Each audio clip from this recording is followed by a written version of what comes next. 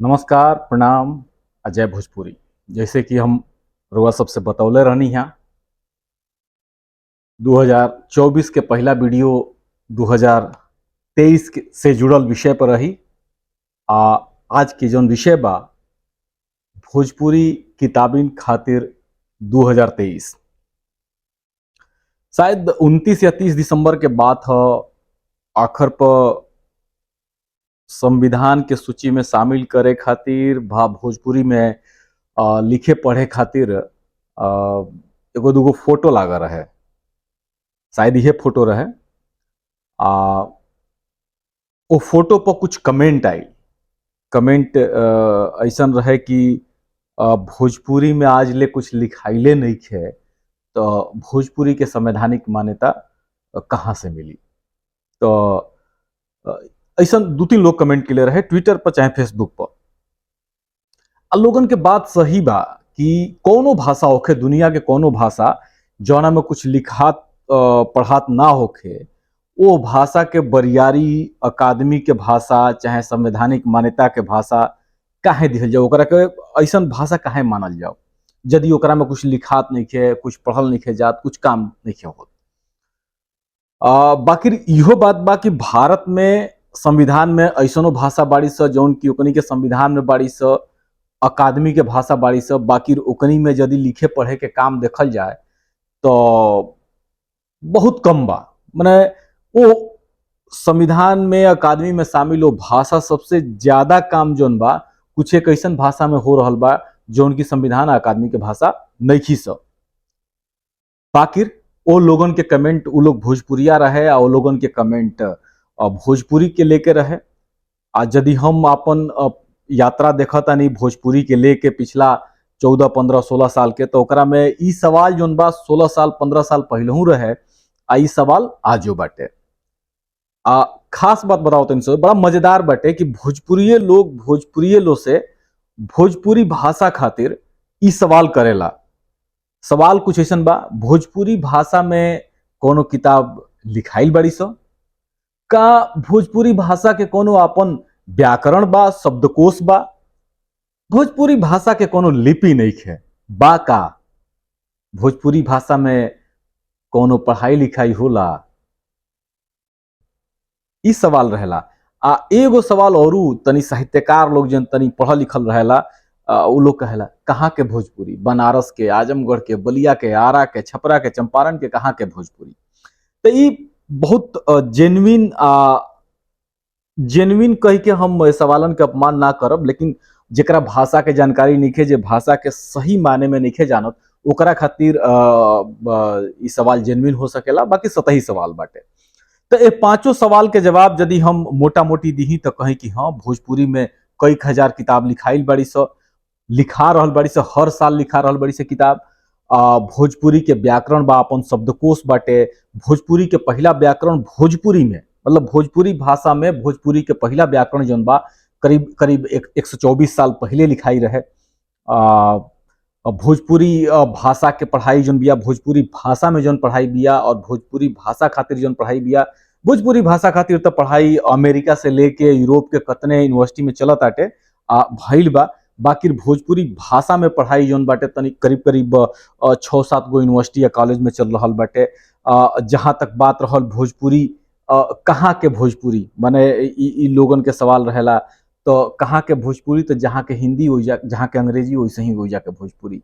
यदि अंग्रेजी या हिंदी खातिर रउआ तय नहीं करत कि उ कौन हिंदी चली कौन अंग्रेजी चली, तो भोजपुरी खातिर ई नियम आई सिद्धांत काहे बनत अटे ई हमरा बुझात नहीं है।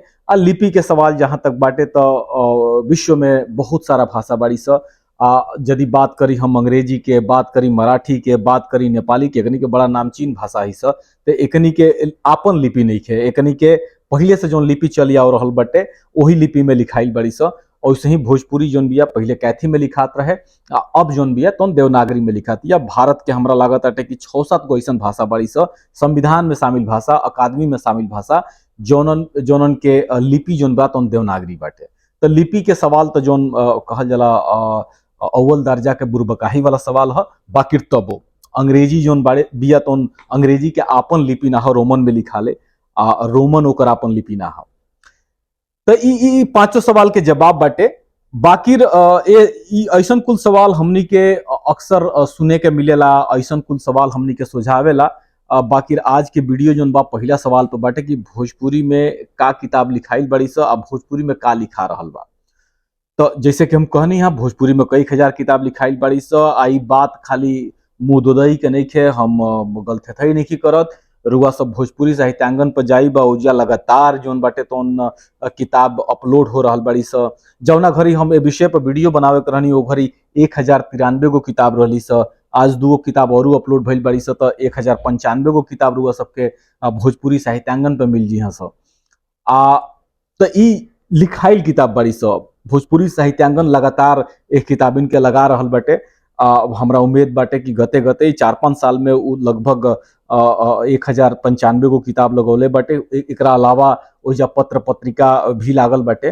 तो आई किताब ऐसन बाड़ी से कि रुआ एकरा के पढ़ सकेनी, ओ जगह डाउनलोड कर सकेनी। रुआ अपना हित मित लोगन संगे, जेकरा चैना पर्ची वाला लोग बाटे, चाहतनी कि वो भोजपुरी पढ़े तो ओकरा के भेजियो सकेनी।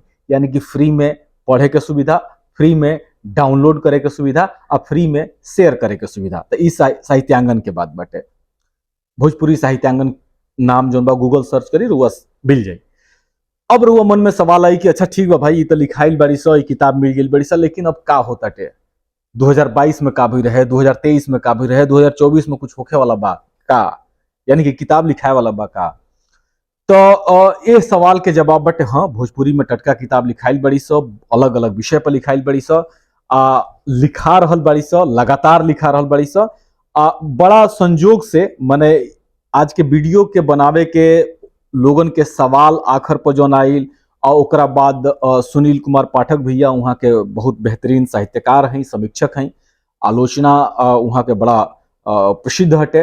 भोजपुरी में पहला हाइकू संग्रह जौन बाटे तौन वहाँ के लिखले बानी।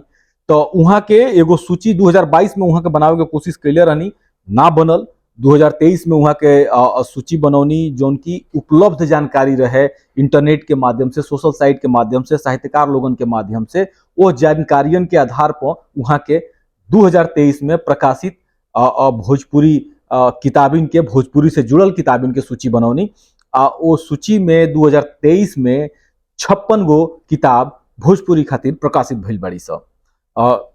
सुनील भैया के एगो वीडियो बाटे जौन की आखिर पर लागल बारू, सब पूरा वीडियो जा सुन सकेनी, देख सकेनी। बाकी एगो छोट क्लिप कि आखिर काहे यहाँ के ये सूची के बनौले बनी, आखिर का जरूरत भइल कि ये सूची के यहाँ के बनौले बनी। तो रुआ सबके अंदाजा लाग जी ये बात से वीडियो सुनी। इस तरह के प्रयास हम पिछलो साल दिसंबर महीना में कैले रहनी, बाकी वो साल कामयाबी बहुत हमरा ना मिल सकल। लेकिन यह साल प्रोएक्टिव ढंग से हम एकरा के प्रयास कैनी हाँ। तो एकरा पीछे का उद्देश्य रहल, का विचार रहल हमरा, ई हम बतावे के क्रम में अपने सबके ई बात रखब कि ऐसे साहित्य इतिहास लेखन के जब भी प्रयास हुई तो ये सूची बड़ा कारगर साबित हुई है है ना। अपने सब अवगत मानी कि बहुत पहले पंडित गणेश चौबे जी भोजपुरी प्रकाशन के 100 वर्ष नाम से एगो किताब वहाँ के लिखनी। तो वो किताब आजो कितना उपयोगी बिया कि जहाँ भी वो किताब जे केहू साहित्यकार के लगे उपलब्ध बिया तो सभे ओकर मदद लेला, सभे ओकर सहारा लेला। जगह दुर्गा शंकर जी के किताब, उदय नारायण जी के किताब, या फिर कृष्णदेव उपाध्याय जी के किताब, जगह भोजपुरी साहित्य के हरेक मर्मज्ञ, हरेक विद्यार्थी के लगे रहल जरूरी बा। वही तरह से उहो किताब जौन चौबे जी के बिया बहुत उपयोगी किताब बिया।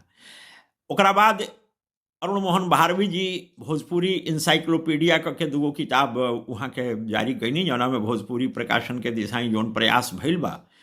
लेकिन ये सब जौन प्रयास बा भइल, ओकरा के अब आगे बढ़ावे के जरूरत बा, क्योंकि भोजपुरी में बहुत कुछ लिखा रहल बा। तो अब तनी ध्यान दिहल जाओ 2023 में जो किताब 56 गो किताब आयल बड़ी सो, ओकनी में का खासियत बटे, का खूबी बटे। ये किताब रुआ सबके मिल जाई। एक किताबन के नाव हम स्क्रीन पर लगावत जात बानी। रुआ सब अगर कोनो सवाल होखे तो रुआ सब ए वीडियो में लिख सकेनी, कमेंट में लिख सकेनी। आखर पर लिख सकेनी। बाकी जे भी भोजपुरी से जुड़ल लोग बटे ओकरा के रुआ सब पकड़ सकेनी ये किताबिन के बारे में जाने खातिर। तो 2023 के प्रकाशित किताबिन के अब बात हो गए तो काव्य से जुड़ल यानी कि गीत, नवगीत, मुक्त छंद, संस्कार गीत, कविता आदि से जुड़ल कुछ 21 गो किताब 2023 में प्रकाशित भइल बाड़ी सब भोजपुरी में। यही तरह गद्य से जुड़ल यदि किताबिन के बात होके तो कथा, कहानी, नाटक, निबंध, कथेतर, गद्य, उपन्यास आदि से जुड़ल 34 गो किताब प्रकाशित भइल बाड़ी सब 2023 में। भाषा, इतिहास, भाषा विज्ञान, शब्दकोश, व्याकरण से जुड़ल 6 गो किताब प्रकाशित भइल बाड़ी सब 2023 में। यानी कि काव्य एगो बहुत बड़हन आरोप भोजपुरी पर लागत रहा कि भोजपुरी में खाली काव्य कविताई होला, गीत लिखाला।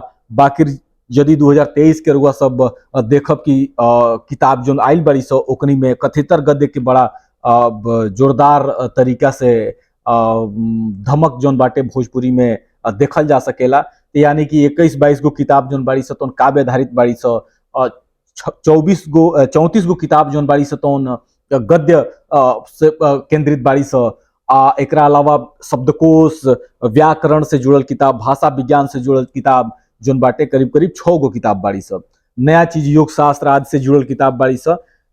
सोचे वाला बात बटे, ध्यान दी कि भोजपुरी में प्रकाशित एक किताबिन में जहां 51 गो किताब भारत में प्रकाशित भइल बाड़ी सब तो 5 गो किताब नेपाल में प्रकाशित भइल बाड़ी सब। ध्यान दी सबे नेपाल में भोजपुरी के ओजुगा के राजकीय मान्यता बटे, संवैधानिक मान्यता बटे, यानी कि सरकारी भाषा के रूप में भोजपुरी नेपाल में भी आ।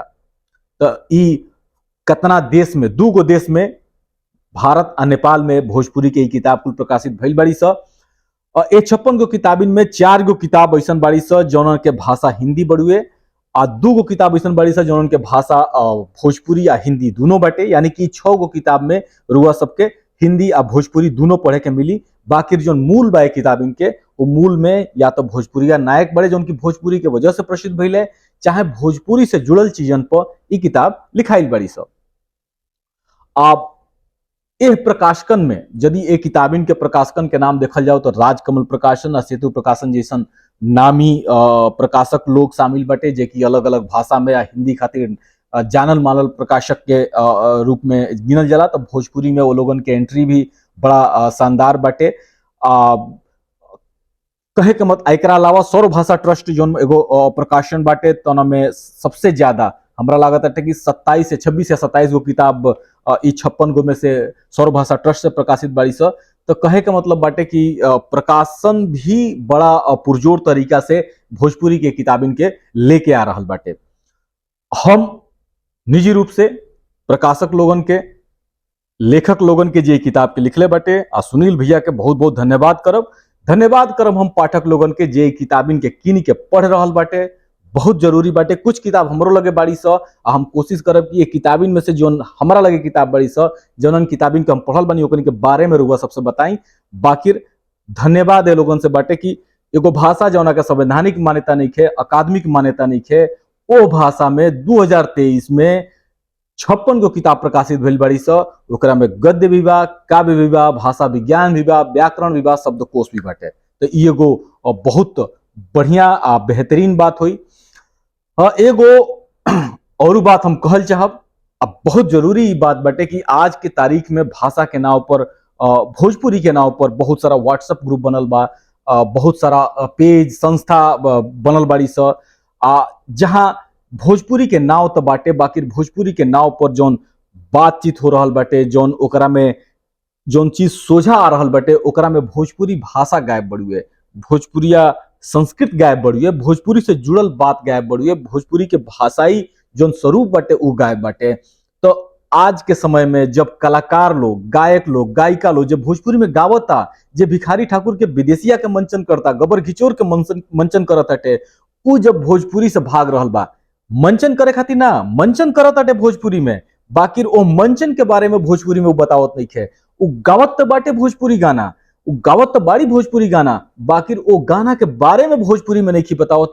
ऐसा समय में यदि भोजपुरी के 56 गो किताब आवत होखे, आप एक से बढ़कर एक हर विधा में किताब आवत होखे, तो ये बड़ा सुखद बाटे। मने कहल जा सकेला कि मन के हरियर करे वाला बात बाटे, उत्साहित करे वाला बात बाटे। जे प्रयासरत बाटे भोजपुरी भाषा खातिर, ओकरा खातिर ई बहुत बेहतरीन एगो राह ही दिखा रहल बाटे, आगे बढ़े के एगो हौसला दे रहल बाटे। तो ई हम इहे अपील करब रउआ सबसे कि 2023 के एक किताबिन के स्वागत करी सबे। स्वागत कैसे करे के बा, कीन के करी सबे, किताबिन के कीनी, जो ही किताब मिली हस पढ़ी सबे, लोगन के उत्साहित करी सबे भोजपुरी में लिखे आ पढ़े खातिर। एगो भाषा खातिर सबसे जरूरी होला ओ भाषा में लिखल आ पढ़ल। जरूरी नहीं है कि एकर लाभ, एकर नाफा रउआ के तुरंत मिली, बाकी हाँ रउरा लिखला पढ़ला से ओ भाषा वाला समाज के भला जरूर होई। एकर भला के एगो प्रोसेस लंबा होला, बाकी जरूर होला। तो इजाजत दी सबे, हम फिर हाजिर होकर भोजपुरी से जुड़ल कोनो ना कोनो वीडियो लेके, भोजपुरी में वीडियो लेके। तब तक प्रणाम, धन्यवाद, जय भोजपुरी।